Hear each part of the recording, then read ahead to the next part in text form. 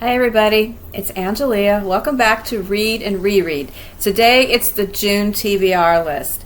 It is a tremendously mountainous stack of books. It's really more of a consideration list because I'm obviously not going to get through all of these books in the month of June. It's going to spill over. It kind of started out being a manageable size, but then I kept adding things to it, and then to top it all off, I stopped at the library today and checked out like 4 more books that I'm also excited about. So it just got bigger and bigger. So now it's just a big old pile, but I'm going to go through it and explain why these things are all in my June consideration list.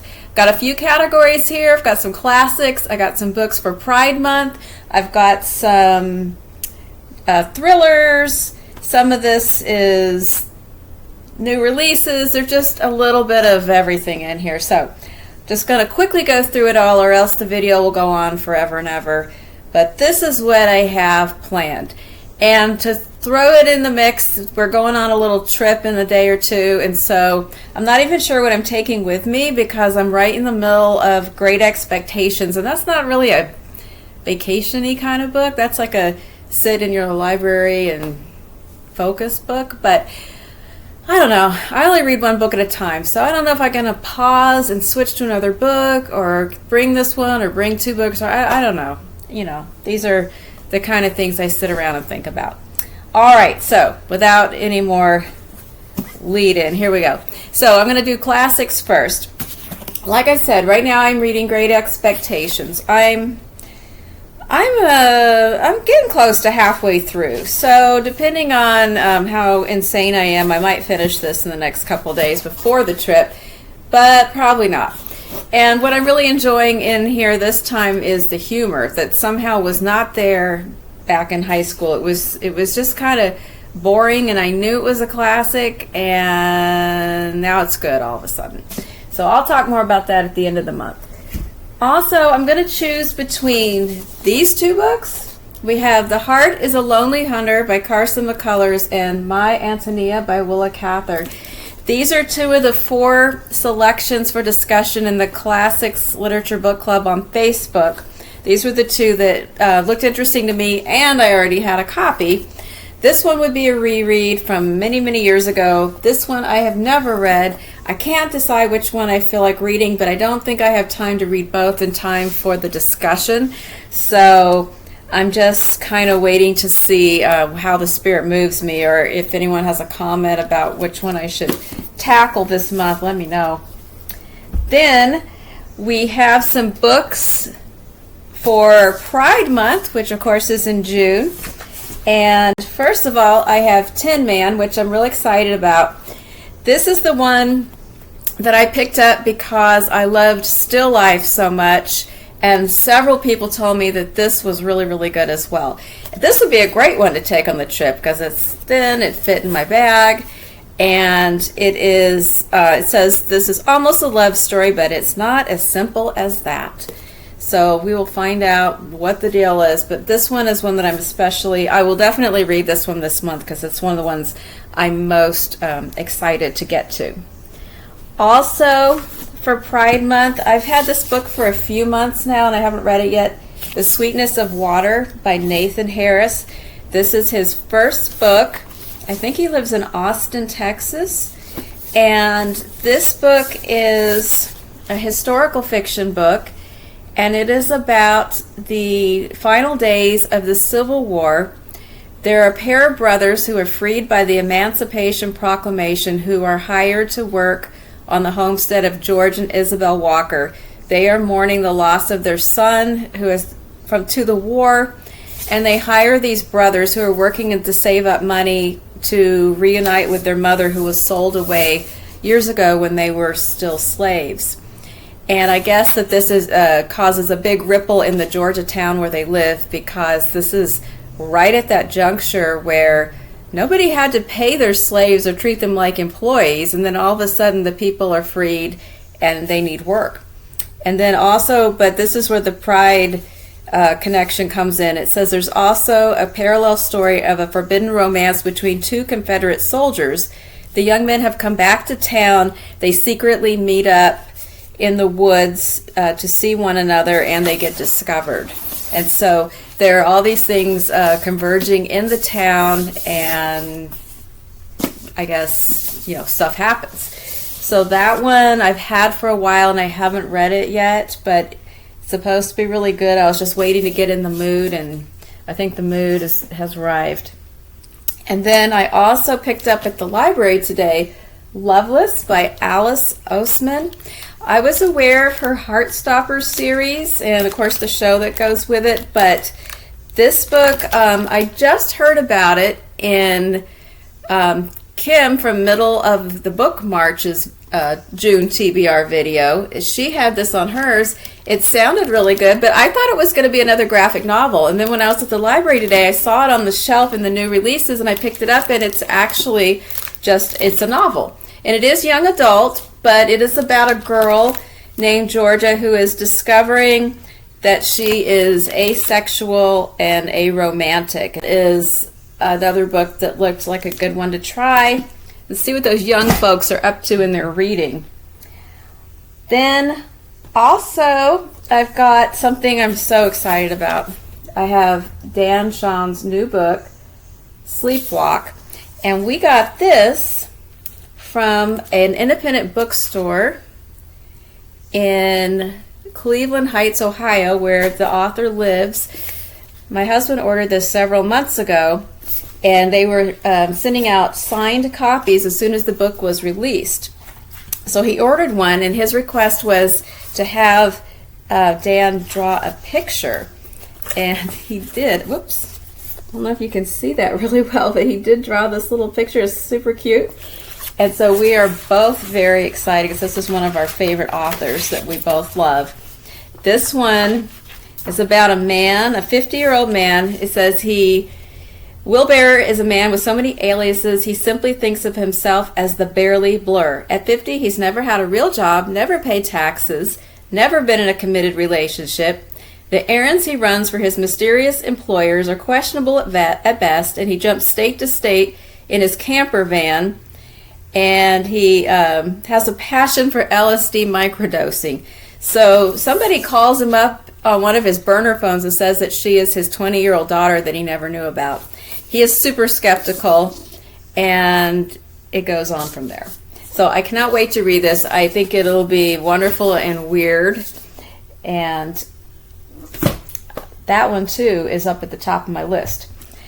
Then we have a nonfiction book. Instead of hanging on to a short story collection to read in between things, this month I thought I'd try a nonfiction book because I haven't read any nonfiction yet this month at all.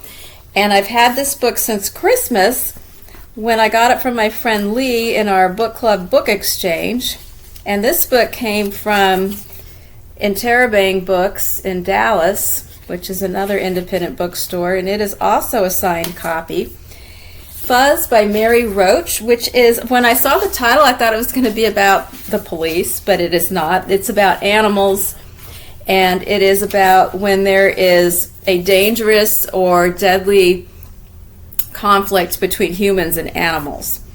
And it says, she tags along with animal attack forensic investigators, human-elephant conflict specialists, bear managers, danger tree faller blasters, leopard-terrorized hamlets in the Indian Himalaya, and vandal gulls that destroy the Pope's Easter flower display. So if you read any of her books, she takes nonfiction scientific topics, injects a lot of humor, and inserts herself into the topics with research and visits and things like that. I really enjoyed her book Stiff, which was about cadavers, and so I'm really looking forward to Fuzz. And I thought I could read the separate chapter selections in between the other books, and that would be a fun little palate cleanser in between. All right, also, as if that weren't enough, I got a few other random library books that I'm going to try to fit them in, or else they might spill over into July. One of these I've been looking forward to, which is French Braid by Ann Tyler. I do like Ann Tyler. I've been reading Ann Tyler books since I was a teenager, and she's really pretty reliable. And she was writing these domestic family stories, kind of quiet, well-written stories about relationships over years within families. She's been writing them for decades before some of the more well-known or famous people lately have come along. Well, I don't know. I guess maybe she's famous too. But anyway, I've always liked her. She's pretty reliable. Some of the books are better than others. There's been a couple in the past decade or so that were kind of slight. Like they had her characteristic style and warmth, but there wasn't a whole lot to the story, or the story seemed to be abruptly ended. But then there's been a couple of real good ones. My favorite books of hers overall of time are The Accidental Tourist and The Amateur Marriage. But there's a few others that I liked a lot too. So French Braid, I actually sent one of these to my mom for Mother's Day, and I haven't heard if she liked it or not, but I'm going to read it as well. And then I found a couple of other mystery thriller type books at the library. I got The Golden Couple, and this is written by Greer, Hendricks, and Sarah Pekkanen, and this was a book that my book club read in May, and I failed to get a copy and read in time, even though I went ahead and attended via Zoom the meeting. But it just didn't come in time, and then I went to the library, and I thought I missed the mark because it did come in, but it was right after I had gone, and this library is 20 miles away. So as soon as I got home from the library a couple weeks ago, I had a message that this book was in, and I was just there. So I didn't go back because I was in the middle of some other books. But then when I went today, it was still there being held. I didn't know they would hold a book that long. I thought I had missed the brass ring on that one. So now here it is, and it's about a couple that the woman has committed adultery, and they go to an unorthodox therapist where you have to agree to abide by her methods, and she's already lost her license. So I don't know what the weird therapy style is, but they go to see her, and then, a bunch of stuff hits the fan. And then my group told me that I would enjoy it anyway, and I should still read it if it came up, even though I missed the discussion. So here it is, and I will. And then last, but hopefully not least, we have Rosie Walsh, The Love of My Life. And this was in my journal, in my list where I keep all of my considerations or books that I'm thinking about, that I've heard about, seen, read about, heard it in somebody else's video. I jot everything down in one place, and I look it over or take my journal with me when I go to the library. So if one of them pops up, I see it. And I saw it. So this one is another one where, the hidden secrets, somebody never told something kind of stuff. It says there's Emma, Leo, and their daughter Ruby, and Emma suffers a serious illness, and Leo starts doing some research and finds out that he doesn't know everything about his wife. You'd think some of the people in these stories have not read any books or seen any shows, that if you start digging into your spouse's past, or if they ever act vague about anything, they have a secret past, and do you really want to know what it is, or do you just want to leave it alone? But apparently none of these fictional people have ever encountered any of these other stories that the rest of us have.